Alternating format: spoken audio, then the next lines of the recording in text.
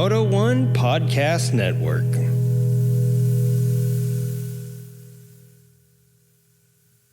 You're listening to a show hosted by an idiot and a sarcastic robot. That's me. It features the opinions of that idiot and the opinions of guest motorcyclists from a large demographic with a varying array of skills, talent, and knowledge. Any of the words that you hear on this podcast may therefore be very idiotic, unlawful, and incorrect, or perhaps genius and insightful. Either way, they do not reflect the opinions or well thought out and completely fair policies of the Creative Riding Motorcycle Podcast or any of the podcasts under the Moto One Podcast Network umbrella.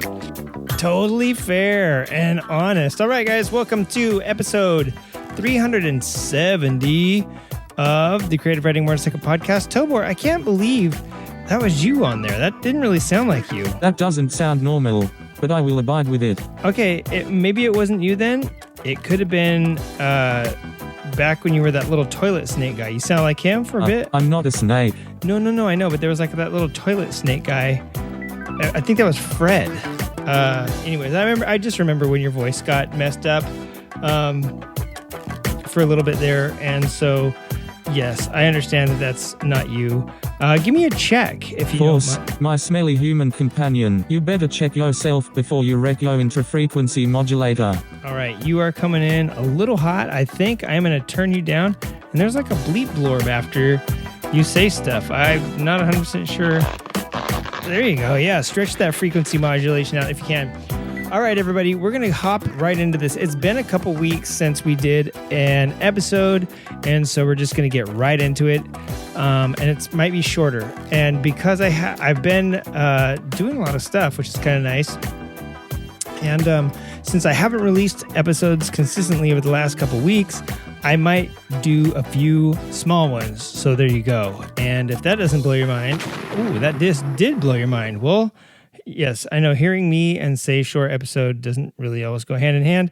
Tobor, my good buddy, if you don't mind, hop up there in the booth. Absolutely hot dog breath. Let's do this. No problem. Thank you. And you get there and I will... Yeah, you work the ones and twos. Yep, right there. Yeah. All right, yeah, cool. Thank you, Tobor. Yeah, I don't know what that little noise is. Every time we come into the Burbank studio, something's a little off, and I tell you, I'm not 100% sure what it is. So yeah, let's get straight into this week's show with a little bit of an introduction. And this episode is called Forever Three Wheels. That's right, piggybacking off of the last week's adventure trike episode. And before I even get into this episode, I do have to say thank you everybody who reached out regarding the dog. A lot of people did. I will circle back to that. Right now, I want to say that I wrote this a little while ago, talked to Dawson about it. Dawson's like, don't do this episode. So I was like, all right, Dawson, you stay out of this and I'll dive into this episode solo so that you don't have to like reduce yourself down to my wormy little standards. Because I wanted to call something out from a couple weeks ago on the Motorcycles and Misfits podcast. You know, a couple weeks ago has already gone by. They're already done 3 more topics that are okay, but that's not the point of this little this little audio-age here. I did want to say, well, I said that Liza was full of her own rulemaking baloney, so much so that you could make a week worth of sandwiches from her content. That was out of line. And Dawson was right. Should have written that right out. And I can't believe I just said it out loud. I didn't mean to say that. But they did a show about retro versus nostalgia. And every time I send in something like, hey, guys, what do you think of this? They're like, they throw it away because they don't really care about my emails.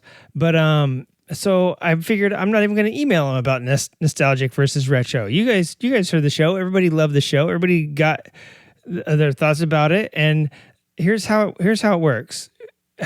Who writes history? That's right, the victors. So guess what? Even if I have my own opinions of it, their show has already been a success, and I can go pound sand and eat a bag of rocks or whatever the sayings are. So here is my 2 cents, just because I know you don't care.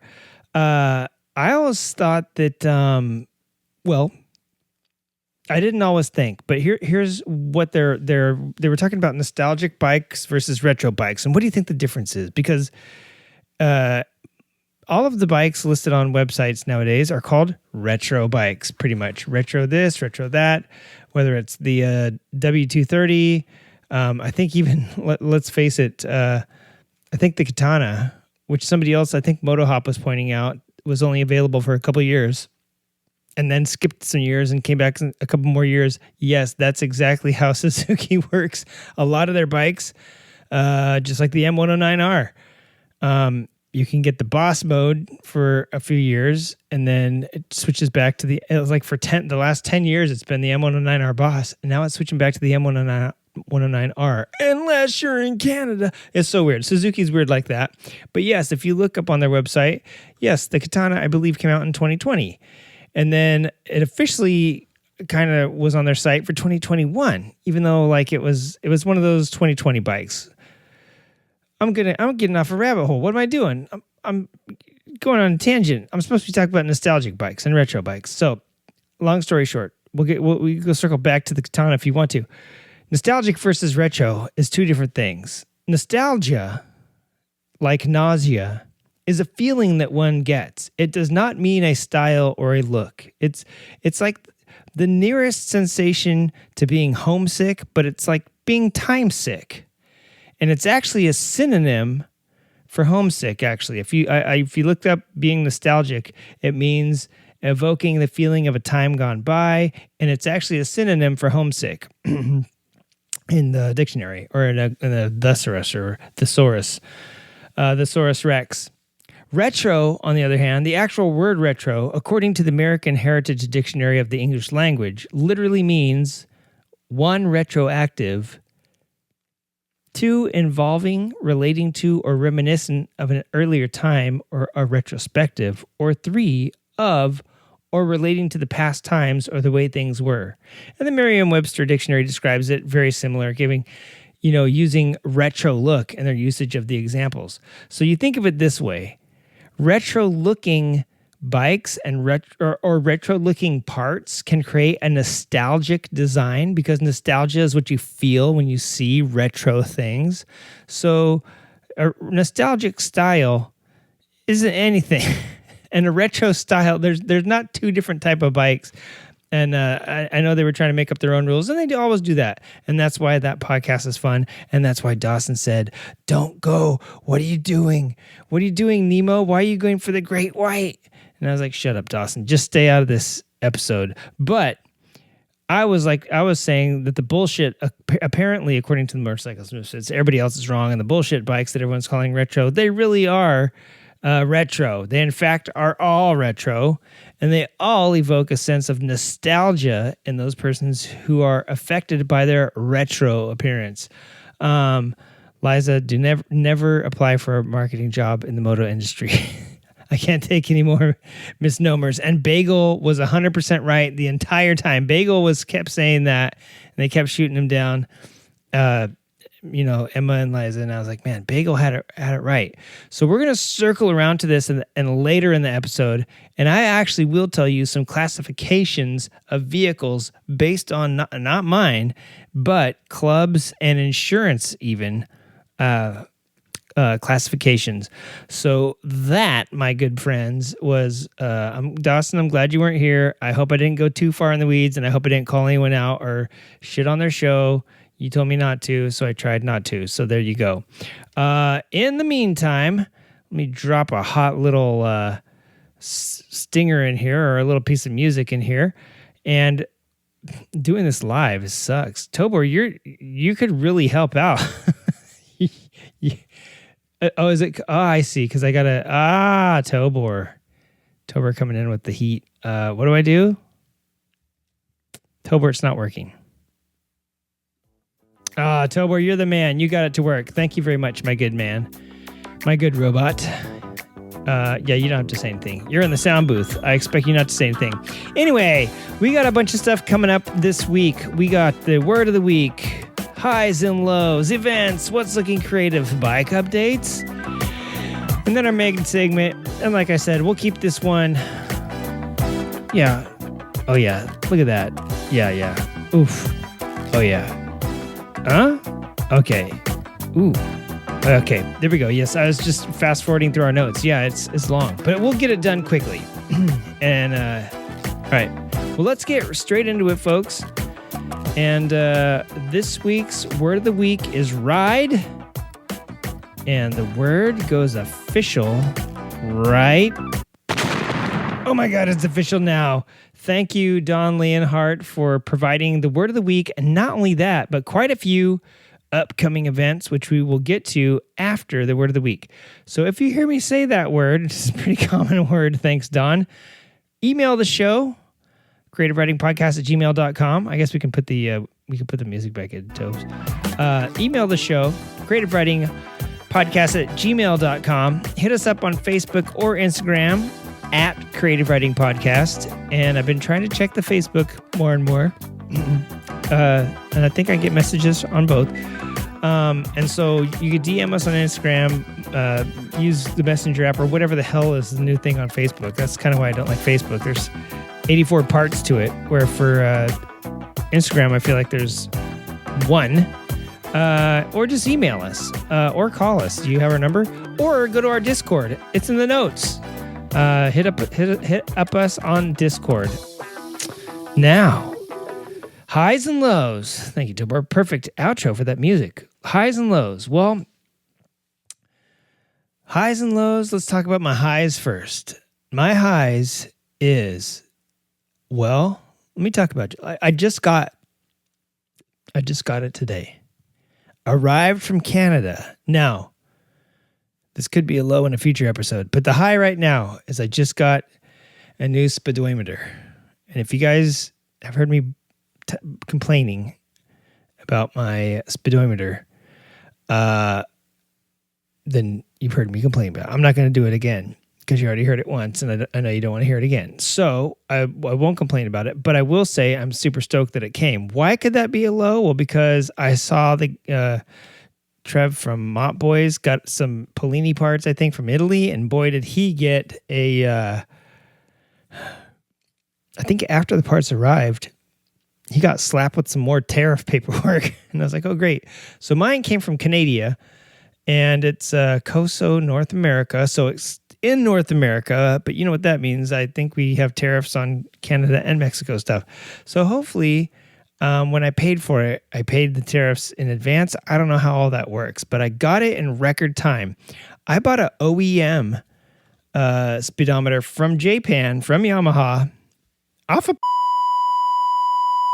I think I'm going to edit that out. I don't want to throw anybody under the bus from where I got it, but it took months. I got it earlier this year, I think. I ordered it last year, I believe. But this is before tariffs, I think, when I ordered it, and I got it. I don't remember if I got it after Trump was president and put tariffs in or not, but it did take a while. This COSO Speedo, I have to be super, super honest. I got it. They called me I ordered it late at night, as crazy people do. Meth head trailer park guys like me. That's right. And they called me the next morning, and I saw this call from Canada coming in, and you better believe I answered it. I thought it was Justin Trudeau calling me to ask me back for his... Okay, I'll quit going off that tangent. But I thought, this is incredible customer service. They verified my address, and they said, your name, we understand your name. It's American for trash. And I said, yeah, you got it. So long story short, yeah, it's already here. It got here today. Very excited about that. So yeah, rocket time. And something that I ordered from North America, I'm guessing it probably had to come from Japan, is why it took so long, and pretty bummed about it. So, yeah, super stoked, got my new parts on the way, and now I'm just staring at the box. Some people just tear open the box and just love to look at their parts and just see what they got and just have their new parts laying all over. I don't know why, but I like to let my new parts lay around. in the box, unopened for months. I like to think about them. It's almost like my wife. I don't understand how she eats. She eats each piece of food lovingly and like savors the flavor. Yeah, exactly. I can't do that. I wolf it down. Yeah, it was good. Didn't need to be good for forever. I needed to go into my stomach, you know? I'll even mix shit together and it's all going to the same place. And she's like, oh, that's so good. Why'd you do that? And I was like, it's all going to mix together in my stomach. Anyway, long story short, I love to let my parts here and marinate. I do parts totally different than I do my food, even though they eventually all do go in the same place, which is my motorcycle. But yeah, I just put these handlebars on that I've had sitting around forever. For like a few months. I just put them on last weekend or the weekend before. Cleaned out the garage, by the way, which was very nice. Another one of my highs. And organized a bunch of space in here. So I'm pretty stoked with everything. So there you go. My lows. I wish we had something for lows. A sound effect, you know the one. Exactly. Thank you, Tobor. My lows. Thank you to everybody on the last episode. I wouldn't say last week, but it's been like 2 weeks now. I think August 2nd was the last one that aired. It's going to probably, by the time this one goes out, it'll probably be the 20th, you know, so we're talking 18-day gap here. Thank you. Thank you to everybody that emailed. So many people emailed or reached out in the comments and said, sorry about the dog. I'm sorry about the dog too. That was August 2nd. That was 20 days ago. I've had time to process it.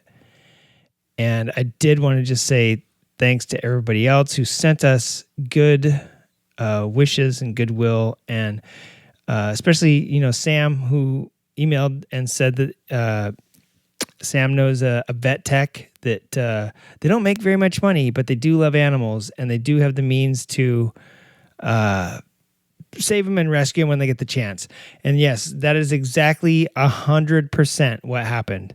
This very, very nice vet tech saved our dog, and it is now their dog, and more power to them. My only thing is I just wanted the dog to get a second chance, right? That's my whole thing. That dog should not have died over money, and I've since talked to many people as well with that have had problems with their dogs, and they said, listen, I'm not going to spend $5,000 on my dog, let alone, anything over $10,000.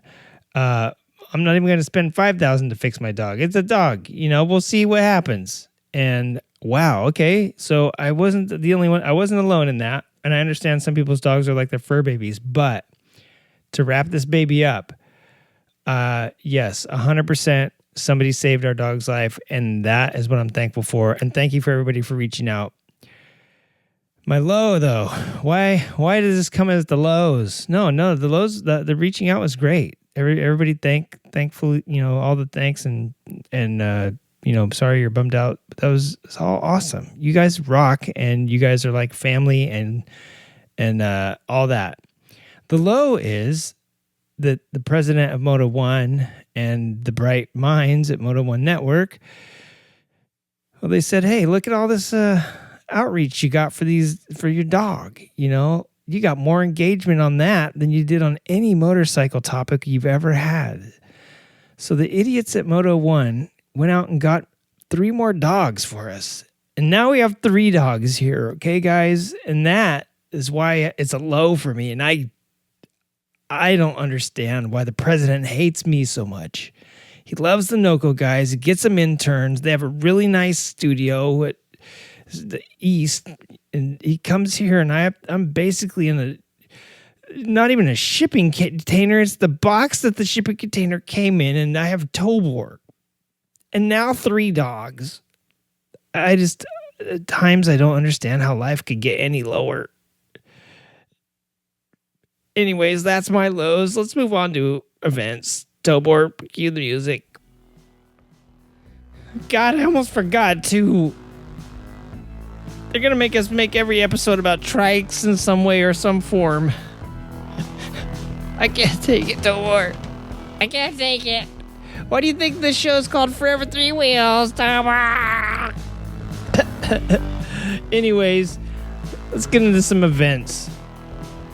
And this is a song I wrote, because I write all the music here at this stupid podcast as well. Moto One won't even pay for us for good music like they pay for all the interns for Noco Moto. Stupid Tucker Tanner, he has his own TV show. What am I doing wrong?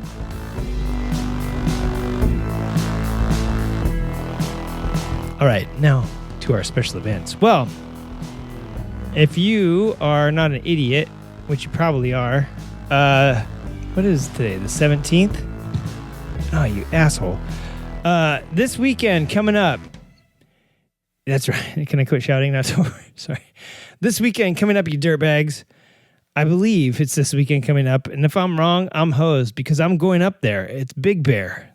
Big Bear Motocross is happening in Big Bear, California. That's right, you dirty boot-licking son of a gun.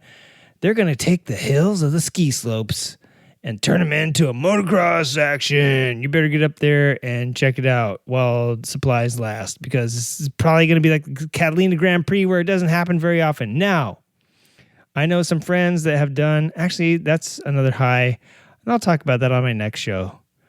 I gotta hang out. I better say it here. So after these events, I'm going to say it, so don't forget to put it in the next show.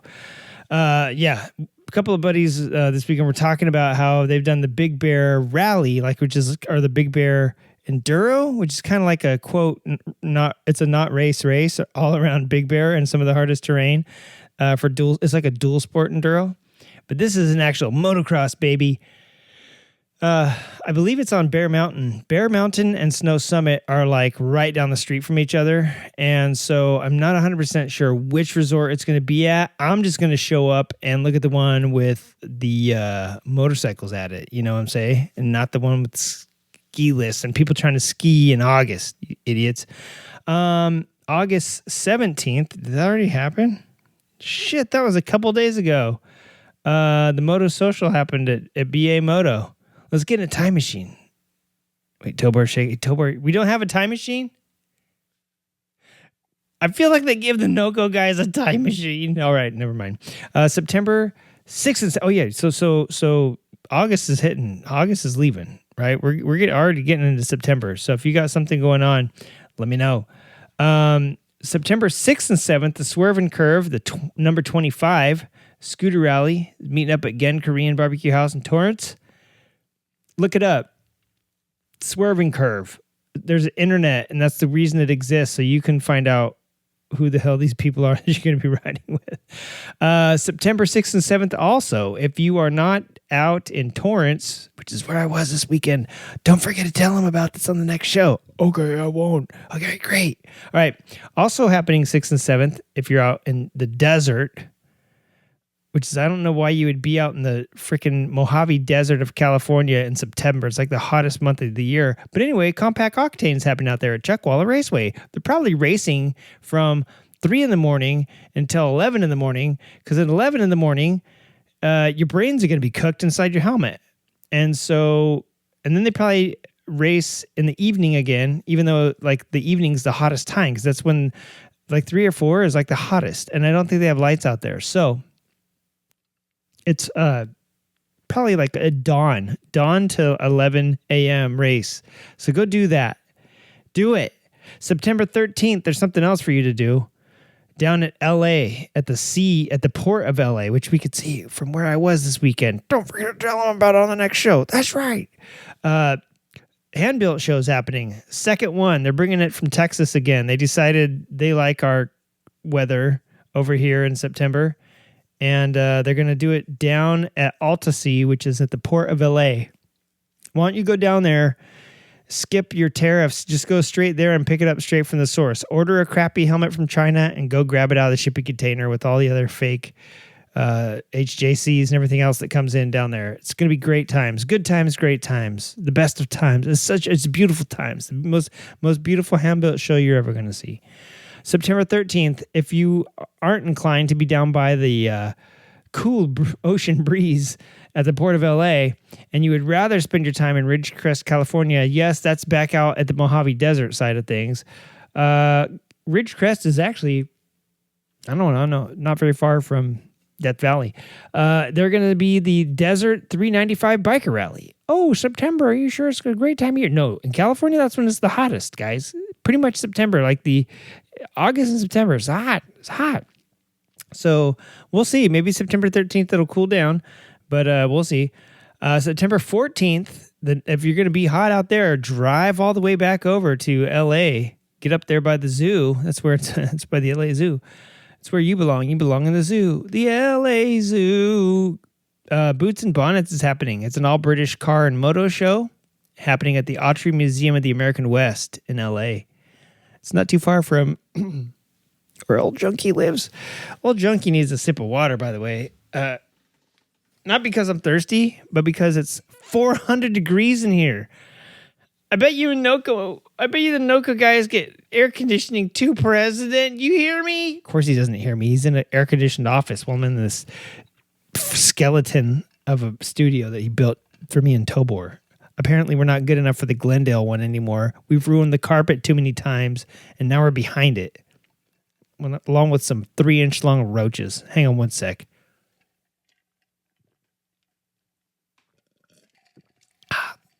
Tobor, I hope no ants crawl in that water now that I put it on the sidewalk. All right. September 20th.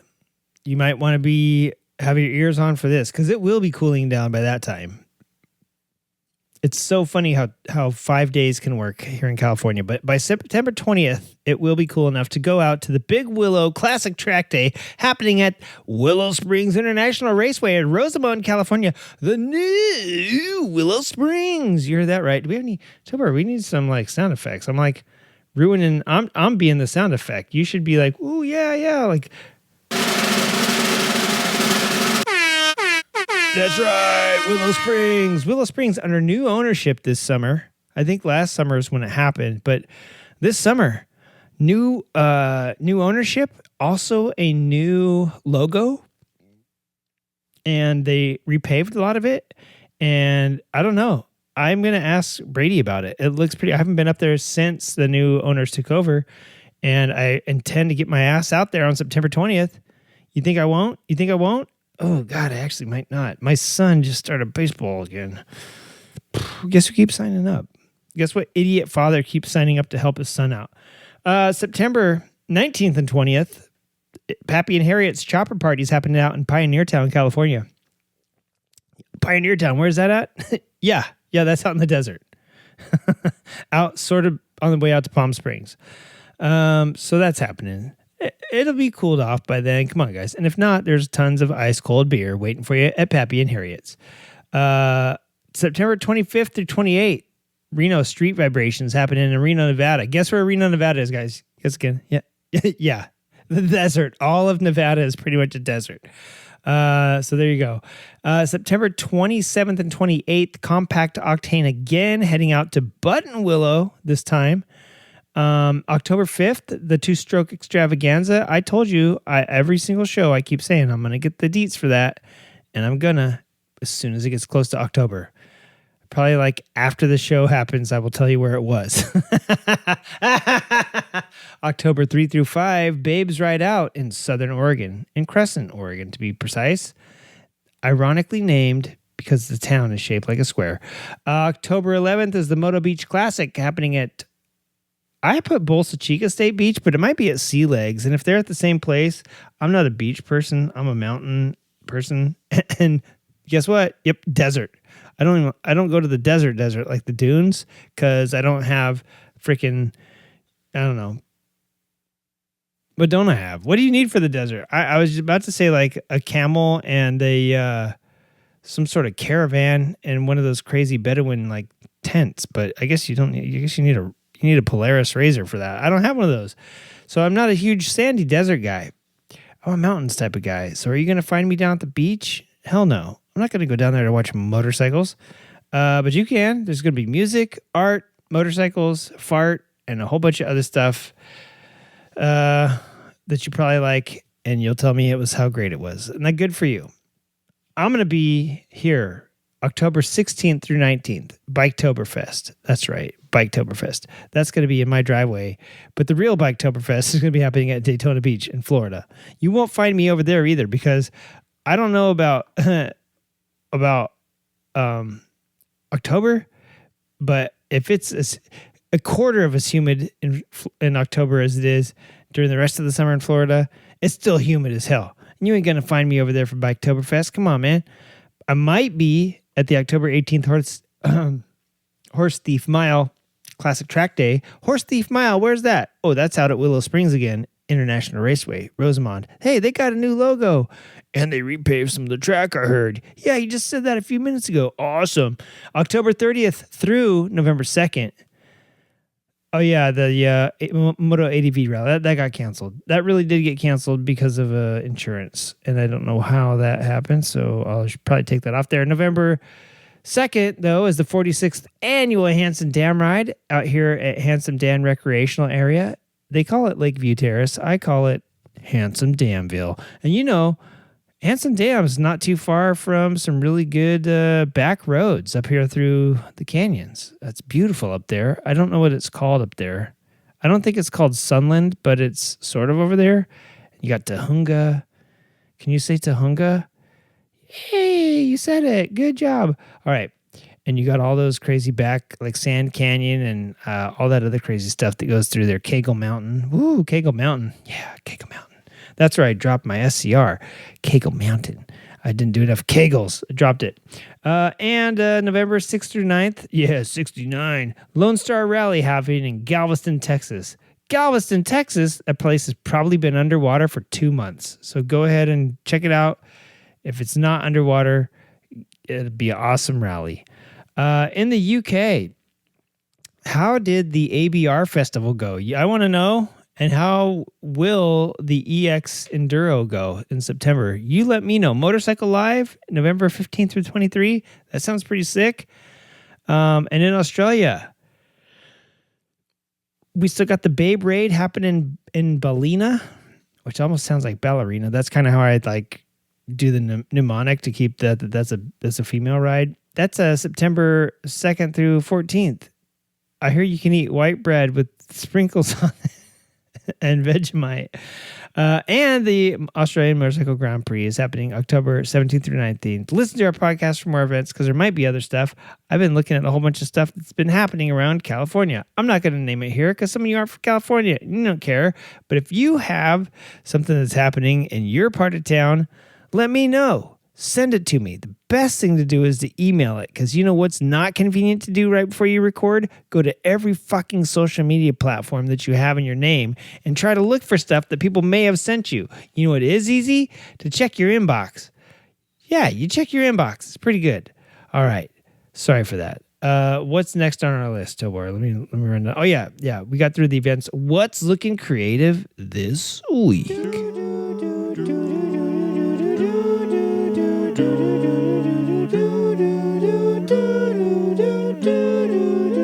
What's looking creative this week on creative writing? Ooh.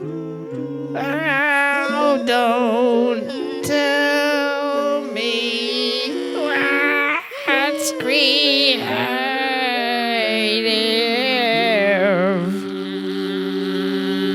That was the most beautiful song. That's by William S. Sebastian Mach Bodzart.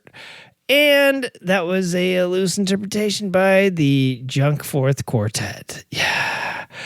So what is looking creative this week? Well, quite a few things. And I thought I'd never say this, but some fucking choppers. Yeah, that's right. Some choppers. I've been looking at some choppers recently, and my son was making fun of not making fun, but had a funny scenario involving those bikes with the huge things sticking out the front. And I knew what he was talking about, the forks, those pipes that stick out the front and the big seats. Kind of got a little chuckle out of that. And yes, I do know what you're talking about, son. Those are choppers. Oh, it's a motorcycle. It's not a motorcycle, baby. It's chopper. Who's chopper? Oh, that'd be even better if she was the normie and Bruce Willis. Whose motorcycle? It's not motorcycle. What is it? It's Chopper. Whose Chopper is it? Zed, baby. Zed is dead. All right. That's Pulp Fiction. I just summed up the whole movie of Pulp Fiction. Anyways, Chopper's looking creative this week, and quite a few of them. Any in particular, there was some that I saw and I couldn't find again, so I couldn't really tell you what they were, but I do have to appreciate that they were the handcrafted. If you went to Born Free and there was some invited builders and is 98,000% choppers there, you probably saw a couple of the ones that I was looking at too. They aren't the choppers that your Uncle Billy is making in the garage. Hang on one sec. Oh, Tobor, luckily there was only 16 ants and 2 roaches swimming in this water. Thanks, President. I love our new digs. Out here behind the studio in the dirt. All right. Take a swig of this ant water. Well, they stung my whip, so I guess we're going to talk like this for the rest of the show. But anyway, choppers. Yeah, there was a lot of them that were looking pretty creative, and I never thought I'd say this because I'm like chopped out. And even choppers have been a thing now for a few years, kind of like cafe racers were. Are they ever going to fade? Yeah, just like cafe racers did eventually. But there's a few crafty looking ones that have been that caught my eye this week, and that's it. That's all I'll say.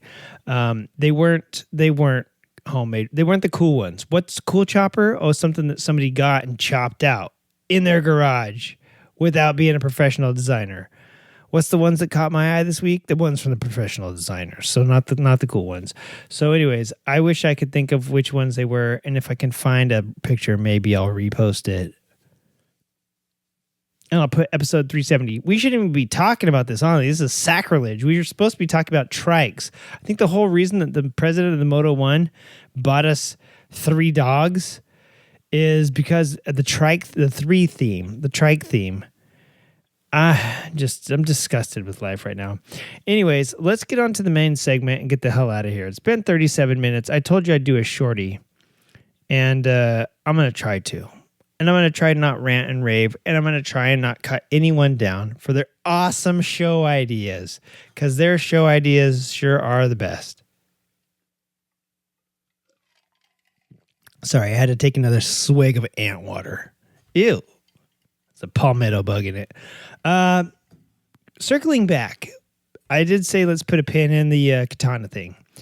I did want to say, yeah, and I heard this on the Moto Hop podcast, really good podcast, 18 times better than this one. Oh, I'm sorry, you guys. That's kind of a cut down. This one's so horrible. If you're only 18 times better than this, that's pretty awful.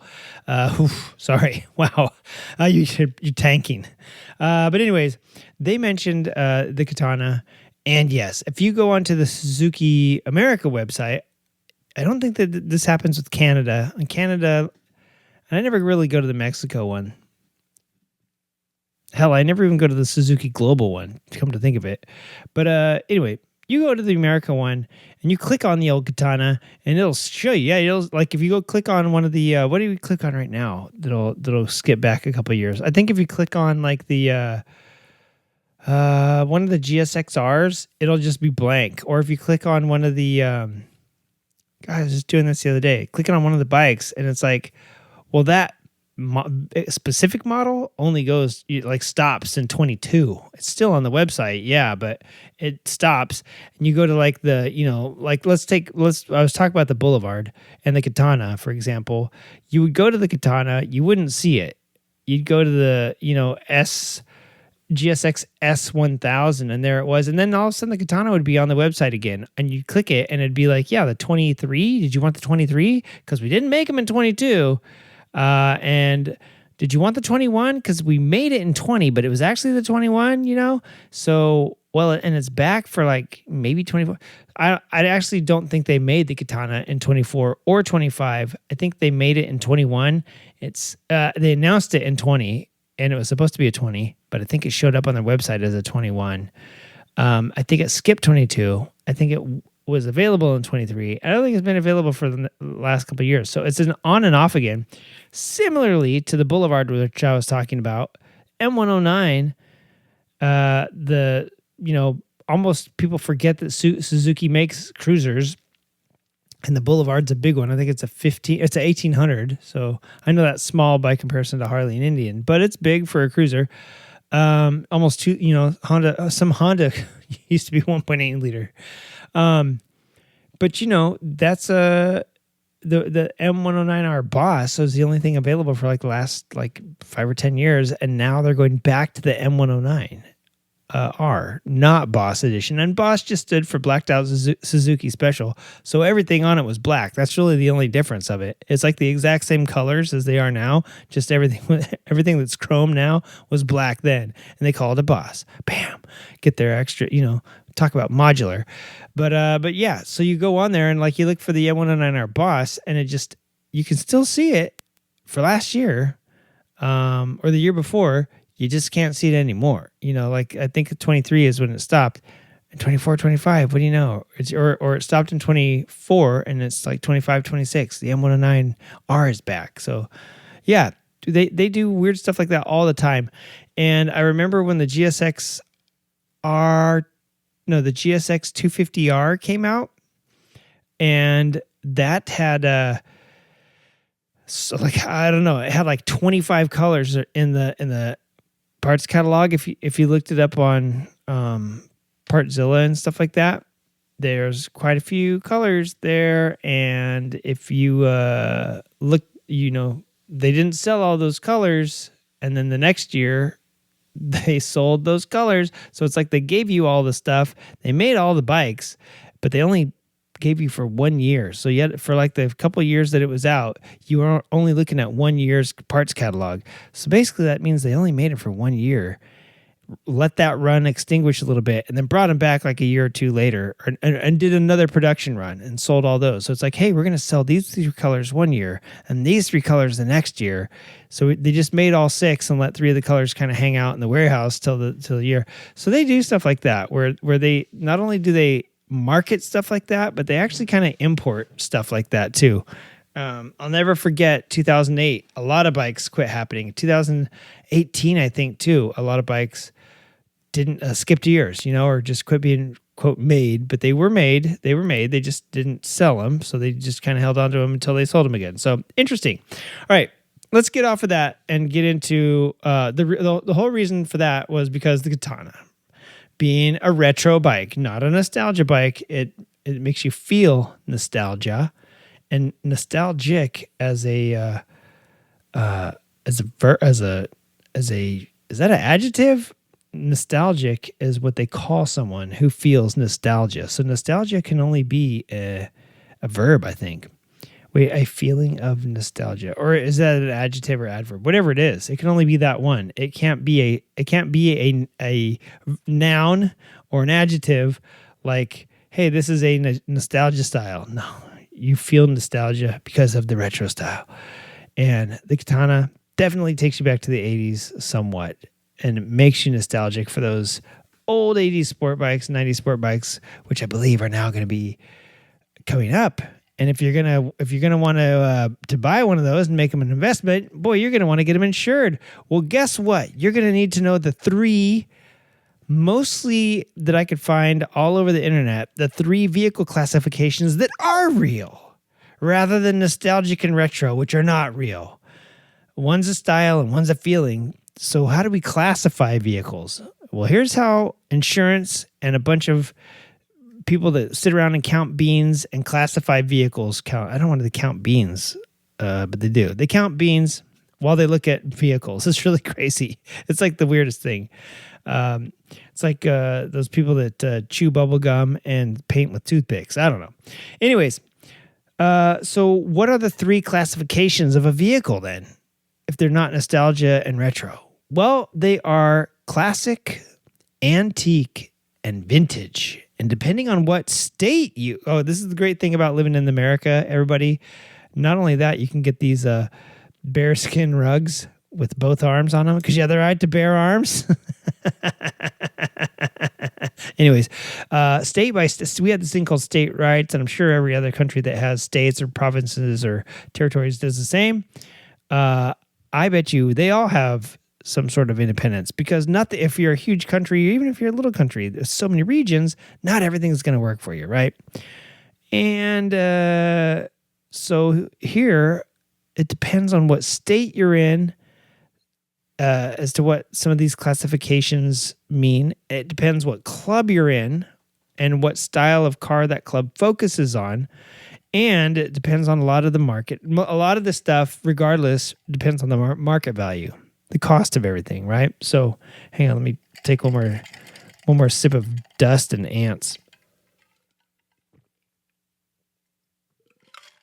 Oh boy, that one had a little bit of street dust and sawdust because the pallet floor that the president put in our skeleton bunker.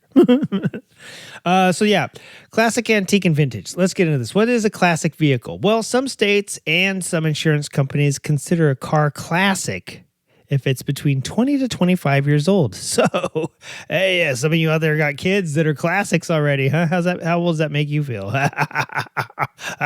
So, a classic, yeah, I've always heard a classic is 25 years old. So, if you got a motorcycle that's 25 or 30, boom, it's classic.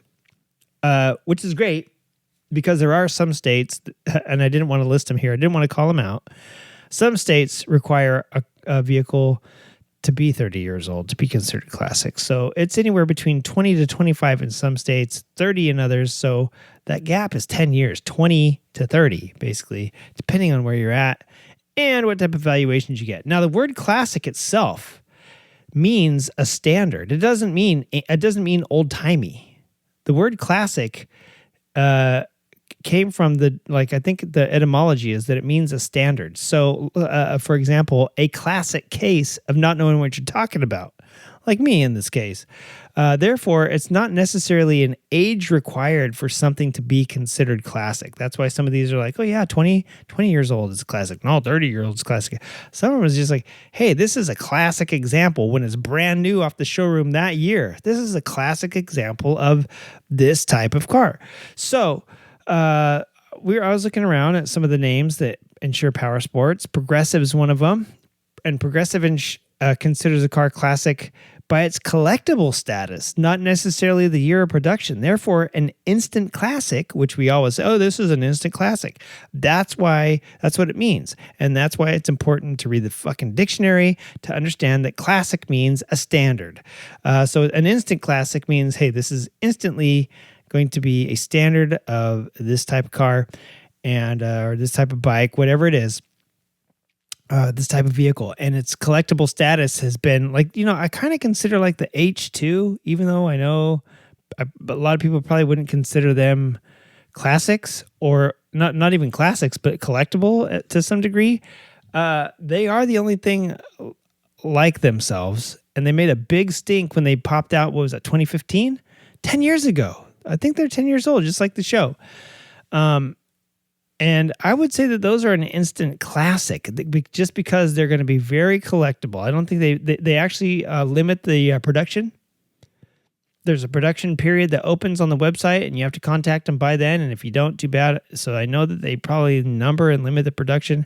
It's also a super cool naked sport bike with a supercharged motor. How many of those do you see? None. So think about your,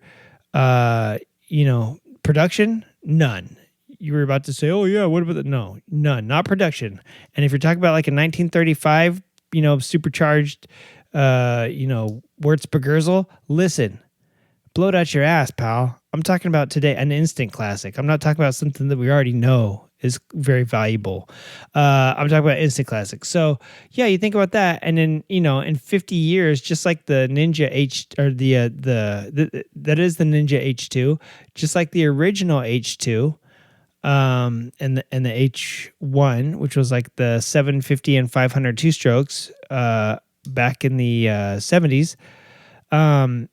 Those were probably instant classics when they came out. They just didn't know that they were going to get collectible status. I'm pretty sure that we know that the Ninja H2 is going to get collectible status. The original H2, I think they were just like, hey, look, a bike. So anyways, finish that thought. it doesn't have to be for some insurance companies. Just think about that when you're insuring your vehicle. If you have something that you think is a classic, might want to check with them. So Progressive considers a vehicle classic by its collectible status and other. Let me see, where do my notes go? Other organizations also consider classic cars by age or a year range. And for example, the Classic Car Club of America, dig this, the Classic Car Club of America, the CCCA. They consider cars produced specifically between 1915 and 1948 as classics, like the Greek classics. And this is likely because they are the standards of their time.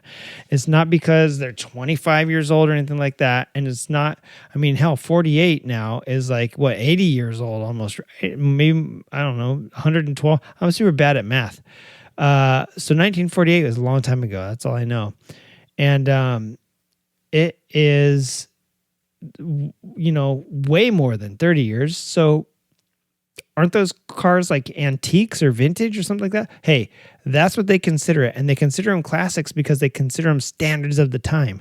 And the cars from those eras set the standards for all cars afterwards. And in 1948, trust, we were flying we were getting ready for the jet age, right? We were just about to enter not North Korea, the Korean War. I think in the 50s, the jet age came in. They were, I'm sure they were already designing and making jets by the end of the 40s, and when the 50s came, here comes new technology, and all of those planes. If you think of aviation and the jet age, all of those planes produced before jets are the classics. They are the standards of the time that made the new things possible. And at some point in time, when jets are getting phased out, we will have the classic range of jets, probably from 1950, to 1980 or 90. We're going to have some radical Hellcats plus the very first jets that we ever flew, right? And this is all relative to America. This will be America's classic jet age, So long story short, man, that's how it works on the classic stuff. I'll get away from that right now. So we'll move on to the next classification, which is vintage. The word vintage. Well, the word vintage, where does it come from? It comes from, believe it or not, wine and vineyards and vintners, who are people that make the wine. And where a vintage date is, or a vintage actually of a wine is the date and the location assigned to it, right? So if you see a vintage, what vintage is this? Oh, this is Napa Valley 2018. Ooh, that's a oldie but a goodie. I'll take it. Usually I don't know how old good wines are, between a couple of years old to 5 or 10. I don't know if they're good after 10 years. I only drink 10-year-old motor oil, so I wouldn't know a thing about it. But that's what vintage is. A vintage is a date and the location of a wine. So when you think of the vintage clothing, vintage vehicles, what year should we be thinking of? Well, since it's a classification taken from wine, it's a horrible question to ask of a vehicle, and there are no true standards. So nothing exists, at least out there. And according to, there's this company called American Collectors Insurance that kind of specifies in high-end classic cars, meaning high-end instant classics as well, like high-end collectible classics from any era. And the key differences that they see between the vehicle types includes factors such as price, historic status, and age. They qualify vehicles as being manufactured between 1919 and 1930, and is a survivor or restored to the factory specs. They qualify that as vintage. So a vintage car is something between 1919 and 1930, so an 11-year range, apparently, like the World War I and Great Depression era, and is a survivor, meaning that it's has not been touched or changed in any way, or it's been 100% or 180 degrees opposite. It's been restored from the ground up, but it has been restored to showroom. It looks like it would have been sitting in in somebody's showroom in Detroit, back in the 20s or 30s. Actually, the 20s or 30s. They call an antique anything made before 1975 or that is 45 years or older. So, I mean, it doesn't have to be, well, if you're going to say that negates the 1975. 1975 is 50 years old this year. And so if it's 45 or older, that means, you knocked 5 years off of that. Some of the stuff that's a little bit younger than 50 years old is antique according to them, and it has to meet that Survivor or OEM restoration specs as the vintage ones do. And then classics. Dig this. Classics is for anything made in 2000 or earlier, or more than 20 years old. So again, why do they give it the 25-year-old deadline and then say, or 20 years old? I don't know, because there's probably some instant classics they want to lump in there, right? So anyways, that's how they determine stuff. You can visit either of these, Progressive Insurance. You know how to get to them, progressive.com. Search all over their website and see what they say. American Collectors, they are at literally americancollectors.com, and you can go see what other factors they consider. And then some other insurance and appraisal groups, they swap their vintage and antique classifications. So they consider antique stuff that's really super old and vintage stuff that's just like the late model, 50-year-old and newer stuff. Finally, antique. Well, I don't know who Antique is, but she sounds pretty cool. Tobor, dude, I set that one up. You should have swung for the fences on that. Antique. I don't know who Antique is, but she sounds good to me. Thank you, Tobor. 45 minutes too late. Up there sitting pretty in the control booth, which somehow they could still build you a control room in this trashy, idiotic skeleton of a studio, but they can't build me. And never mind. So antique. I don't know antique values, but antique, it's an adjective that means having value relating to antiquity and belonging to an old or ancient time. So antique itself refers to antiquity, which is time immemorial, right? And as a verb, it's an adjective. It says, hey, that's an antique. That is antique, like an antique motorcycle. Hey, that is antique trowel, cement trowel from back in the... Anyway, the word antique, it means relating to antiquity and belonging to an ancient time. Perfect. Yippee. But it's also a verb I saw in there. It's a verb. How can antique be a verb? And it said, hey, to antique something means to make it, you are appearing to give it the value of an ancient, you give it the appearance of an ancient item. Or to antique also means go to look for antiques, like to go antiquing. So antiques are described as items that gain value or collectability due to their age. Therefore, like vintage, antique vehicles are defined by the entity doing the appraising. And according to the guidelines above, I, Junkie Turdman, am a true classic vintage antique, and so are my balls. Tobor! Thank you, God. So my question to you, I'm not going to go out and make new rules. I am not going to go make new words up to describe things that don't mean what they... I love, in that episode that I was listening to and I keep referring to, I love how Emma was like, let's not get into the pedantics of the English language. Well, that's what it's for, to define things. Without definition, what's the point? I might as well say, hey, I have a vintage. I feel vintage about that. Vintage about what? You feel nostalgic, you idiot. That's the word you're looking for. Yeah. My vintage bike that's nostalgic retro. What the hell are you talking about? Anyways, so here's something that you can tell me. Write this back to my show. Don't write it to any other shows because I said it.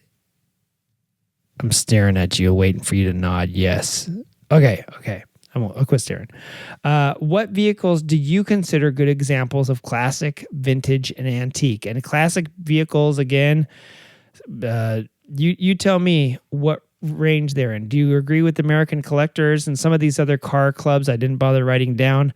They all consider classic to be 2000s and earlier, so the 25 to 30 year rule, and they consider antique to be 1975 or older, and they consider vintage between 1919 and 1930, or are you like some of those other clubs that considers the vintage cars to be the newer ones and the classic cars to be the old ones? So what is yours? And tell me what your classic bike, which ones are your faves? Which ones do you consider good examples of it?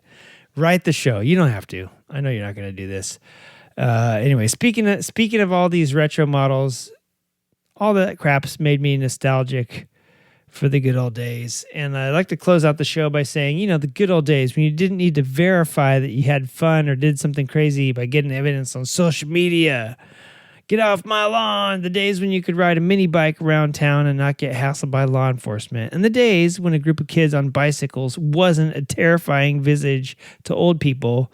In fact, they encouraged you to get out and be outside on the street until the lamps came on. And the broadcast companies played that famous ad. It's 10 p.m. Do you know where your children are? Yep, that's the one. And, the evening paper was delivered by throngs of youngins on bicycles that, in fact, hordes of young boys and girls. Well, sorry, it was mostly boys. And I'm sorry, I could only think of boys ever doing a job. The paper out. Anyways, hordes of young boys with their two-sided paper holsters invading the suburbs like Mongols sweeping across the steppes, all of them on bicycles. Not the Mongols, the paper boys. And so prevalent was this two-wheeled baptism by fire that there was a popular arcade game also named Paperboy. Being a paperboy taught you how to navigate, how to read addresses at speed, and it instilled a sense of responsibility. And it also taught accountability and planning, especially if you had old Mr. Gunscourge on your route and he was always bitching about the paper being 7 minutes late on Saturday mornings. Oh, yeah. Did I mention that you had to work on Saturdays and Sundays too? So, in closing, I know that nowadays kids on bikes are terrifying to see because they're doing wheelies on their e-bikes. And I know asking a kid to get off and go quit playing Fortnite for 3 seconds to go deliver paper to somebody on a Sunday morning sounds ridiculous. But those are the things that this retro asshole is nostalgic about. Those are the things that made kids love getting out there and riding on two wheels, getting that freedom. Am I right, Tobor? Tobor, am I right? That sounds very cheesy. All right. With that, folks, good night. Don't forget, Solstice Slam is happening right now. We had a listener send something in, and he said to lie about it and tell you that tons of entries are just flooding in. It's been one so far. It is a banger. That does make me chuckle, and I like it. But please get your Solstice Slam entries in. This year's Solstice Slam, cosplay, baby. Dress your bike up. Why don't you do this? Why don't you guys do this, you assholes? Why don't you dress up like a knight and dress your motorcycle up as a horse and ride it around? Ride it into the side of an SUV. I will get the biggest kick out of that. You will definitely win if you do that. That's a lie. By disclaimer, I can't actually say that because it's a random pick by other judges, not me. All right. Hopefully I played the music loud enough over that you didn't hear that. I had to back out of that claim. Anyways, all right, everybody. Have a great one. This is Junk, and miss you, love you. Hey, don't forget to go put that stuff in so you don't forget about it next episode. Oh, yeah, that's right. I should go put it in the notes so I don't forget about it next episode. That and fiberglass. Whee! Talk to you later. Bye. Also, big thanks to Rob for sending in that AI trike article last week. Thanks for the inspiration, buddy.